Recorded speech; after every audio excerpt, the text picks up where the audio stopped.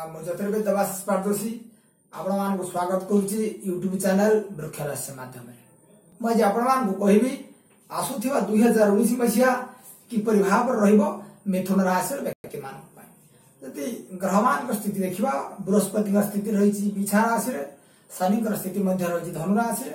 राहु स्थिति अच्छी मिथुन राशि केतु स्थिति रही धनु राशि अर्थात बृहस्पति षष्ठ भाव अच्छा शनि सप्तम भाव अच्छा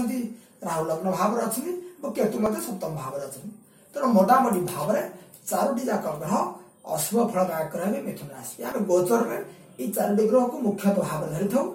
तेणु मोटामोटी भाव में मिथुन राशि व्यक्ति मान 2019 मसीहा एक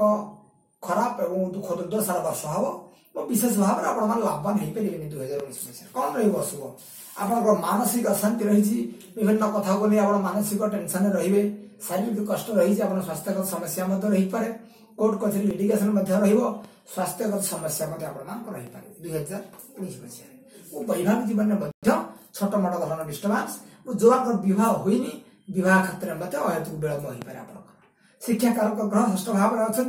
शिक्षा जो मैंने पाठ पढ़ुं जो मैंने शिक्षा अच्छा विद्यार्थी से विद्या क्षेत्र में भल सफलता से रही पारे शिक्षा क्षेत्र आपणकर पढ़ार एकाग्रता रही रिजल्ट भल रही जेहेतु राहु लग्न स्थिति अच्छी एकाग्रता कम एवं जो मान व्यवसाय अच्छा जो मान व्यवसाय प्रतिष्ठान अच्छी व्यवसाय प्रचुर मात्रा क्षति हम और व्यवसाय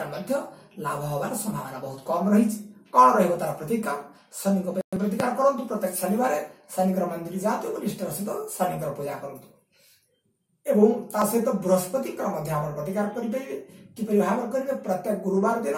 विष्णु सहस्रनाम आप निष्ठा प्रभाव पाठ करूँ आप संपूर्ण 2019 मसीह प्रत्येक गुरुवार विष्णु सहस्रनाम घर पाठ करूँ और बृहस्पति निश्चित भाव आप करुणा बृहस्पति महाग्रह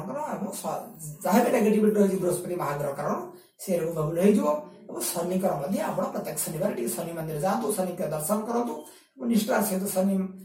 महाराज आप पूजा करूँ ये 2019 मसीह निश्चित भाव में आप सुखमय और शुभंकर रही जय जय।